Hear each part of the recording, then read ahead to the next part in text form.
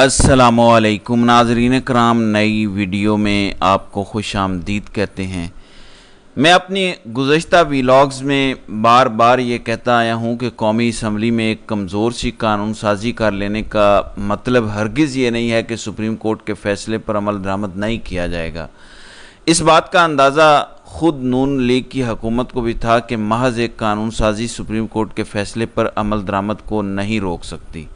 اگر نون لیگ کی حکومت کو اس بات کا اندازہ نہ ہوتا تو کبھی حکومت سپریم کورٹ میں نظر ثانی درخواست دائر نہ کرتی۔ آج ہفتے کا دن ہے، نئے چیف جسٹس جنہوں نے 12 جولائی والا مختصر فیصلہ پڑھ کر سنایا تھا، جو 12 جولائی والے مختصر فیصلے کے آتھر جج ہیں یعنی منصور علی شاہ نے قومی اسمبلی میں الیکشن ایکٹ یعنی وہ قانون سازی جس کے ذریعے سپریم کورٹ کے فیصلے کو غیر مؤثر کرنا تھا،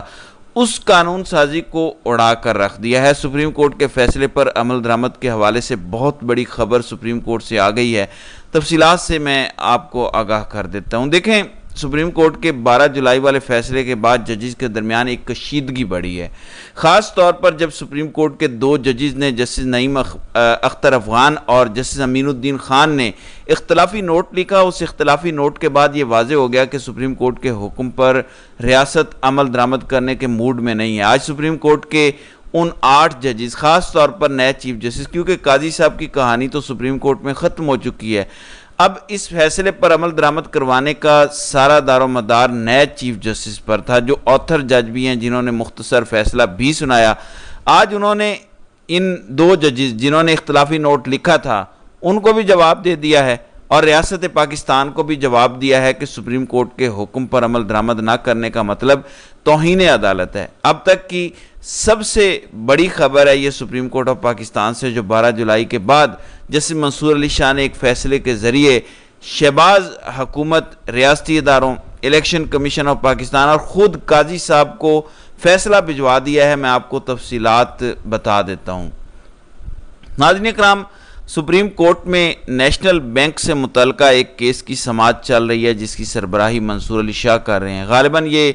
3 رکنی بینچ ہے لیکن اس کی سربراہی منصور علی شاہ کے پاس ہے۔ جسٹس منصور علی شاہ نے اس کیس کے دوران غیر معمولی حکم نامہ دیا، وہ حکم نامہ جس نے شہر اقتدار میں ہلچل مچا دی ہے۔ آپ کو یاد ہوگا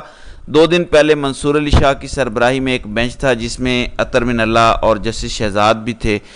اس 3 رکنی بینچ نے واپڈا پروٹیکشن سے متعلق کیس میں سیکرٹری خزانہ کو طلب کر کے یہ حکم دیا تھا کہ ہر صورت سپریم کورٹ کے فیصلے پر عمل درآمد کرنا ہے۔ سپریم کورٹ کے حکم پر عمل درآمد نہ کرنے کا سیدھا مطلب توہین عدالت ہے، لیکن آج منصور علی شاہ نے کلیئر کر دیا، یعنی یہ میری نظر میں پہلا لاؤڈ اینڈ کلیئر میسج ہے جو سپریم کورٹ کے ججز کی جانب سے ریاست پاکستان کو دیا گیا، کیونکہ جسٹس منصور علی شاہ نے ہی مختصر فیصلہ لکھا، ان کی جانب سے ایسا فیصلہ آنے کا مطلب ہے کہ وہ 8 ججز بھی منصور علی شاہ کے فیصلے سے متفق ہیں۔ میں آپ کو ان کے ریمارکس پڑھ کے سنا دیتا ہوں، پھر آپ کو اندازہ ہو جائے گا۔ اور سب سے بڑھ کر وہ الیکشن ایکٹ میں ترامیم جو شہباز حکومت نے سپریم کورٹ کا فیصلہ غیر مؤثر کرنے کے لیے کی تھیں، آج دراصل اس الیکشن ایکٹ میں کی گئی ترامیم کو منصور علی شاہ نے اڑا کر رکھ دیا ہے۔ آپ دیکھیں کہ انہوں نے کیا کہا ہے۔ سب سے پہلے منصور علی شاہ کی سربراہی میں اس بینچ کی طرف سے جو فیصلہ دیا گیا وہ بڑا غیر معمولی کنسیڈر کیا گیا، کیونکہ اس فیصلے میں یہ لکھا گیا کہ انفرادی شخصیات یا اداروں کے پاس، اب آپ نے الفاظ پر غور کرنا ہے، ایک لفظ ہیرا ہے اس فیصلے کا، ایک لفظ پیغام دے رہا ہے شہباز حکومت کو کہ سپریم کورٹ کے فیصلے پر آپ نے ہر صورت عمل کرنا ہے۔ انفرادی شخصیات یا اداروں کے پاس عدالتی فیصلے پر عمل درآمد کرنے کے علاوہ کوئی چارہ نہیں ہے، یہ منصور علی شاہ اپنے حکم نامے میں لکھ رہے ہیں، کیونکہ اس کیس میں بھی سپریم کورٹ نے جو فیصلہ دیا پچھلی سماعت میں اس کو نظر انداز کیا گیا یا فیصلے پر عمل درآمد میں تاخیر کی گئی، تو منصور علی شاہ نے اپنے فیصلے میں لکھا کہ جمہوریت میں قانون کی حاکمیت صرف ایک اصول نہیں ہے بلکہ وہ بنیاد ہے جس پر حکمرانوں کی قانونی حیثیت ٹکی ہوتی ہے۔ پھر اسی کیس میں سب سے امپورٹنٹ بات جو میں کہہ رہا ہوں کہ منصور علی شاہ نے وہ پوری قانون سازی غیر مؤثر کر دی جس قانون سازی کے ذریعے سپریم کورٹ کا فیصلہ روکنے کی کوشش کی گئی۔ انہوں نے کہا کہ سپریم کورٹ کو بطور ایپیکس کورٹ کے آئینی تشریح، انصاف کی فراہمی اور آئین پر عمل درآمد کا اختیار حاصل ہے۔ سپریم کورٹ کے فیصلے محض سفارشات یا ایڈوائزری نہیں ہوتے، سپریم کورٹ کے فیصلے پر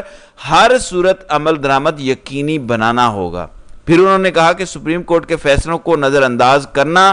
آئینی ڈھانچے کو چیلنج کرنے کے مترادف ہے۔ پھر یہ کہا کہ عدالتی فیصلوں پر عمل درآمد کرنا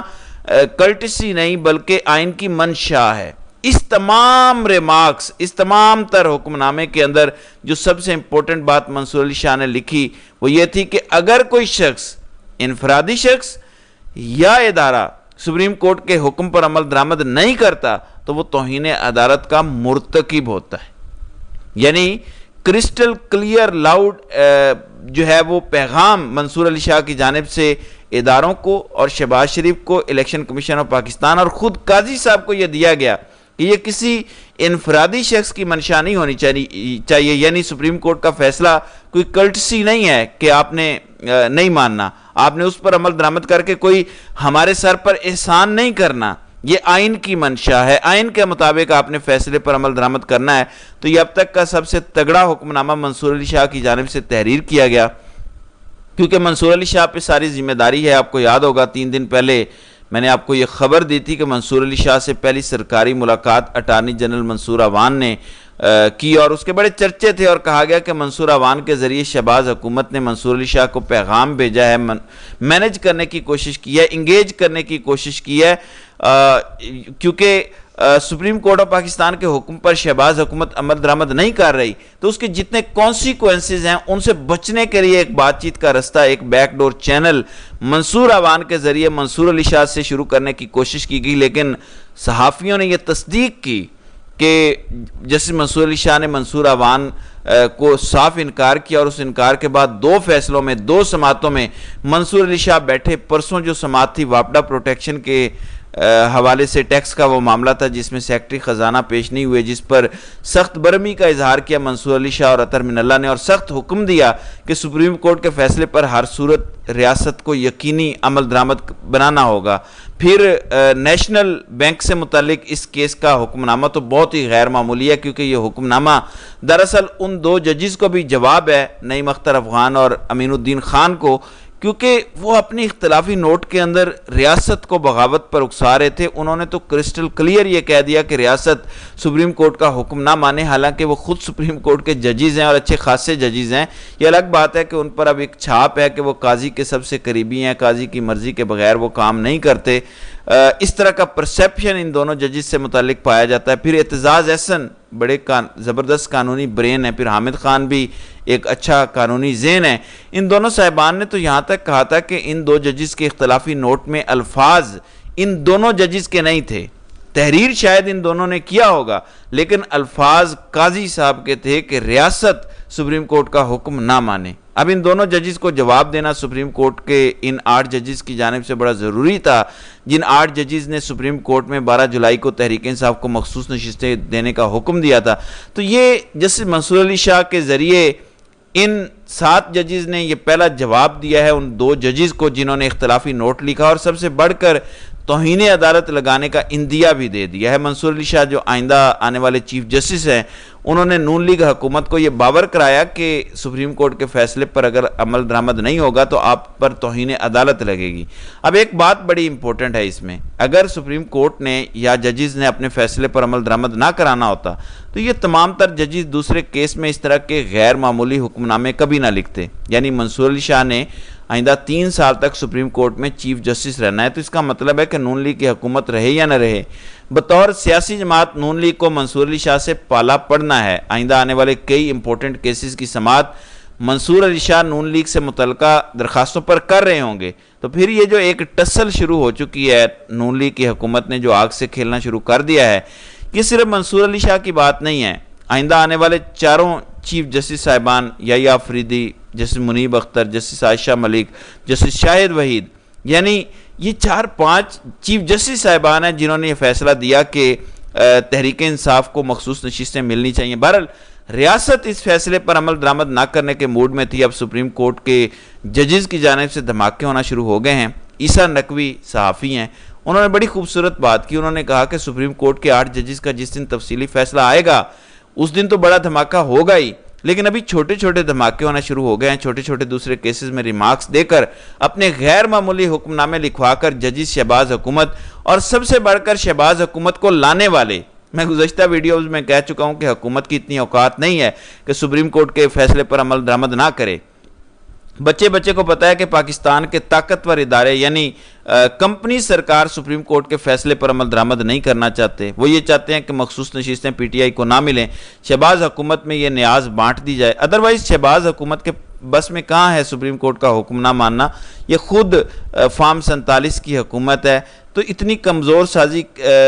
کمزور قانون سازی کے ذریعے سپریم کورٹ کے فیصلوں پر عمل درآمد رکنا شروع ہو جائے تو پھر ملک چلے گا کیسے؟ پھر اس ملک میں آئین معطل کر دینا چاہیے، قانون معطل کر دینا چاہیے۔ تو سپریم کورٹ کے 5-6 تگڑے ججز کو اس بات کا اندازہ ہے کہ یہ معاملہ صرف اس ٹائم کا نہیں ہے، یہ معاملہ آئندہ کئی سالوں تک چلے گا اگر سپریم کورٹ کے فیصلے پر عمل درآمد نہیں ہوا۔ اس لیے وہ تمام ججز اپنے ریمارکس میں، اپنی آبزرویشنز میں، اپنی ججمنٹس میں یہ باور کروا رہے ہیں حکومت کو کہ ہمارے فیصلے پر عمل درآمد کروانا ریاست کی جو ہے وہ ذمہ داری ہے۔ بہرحال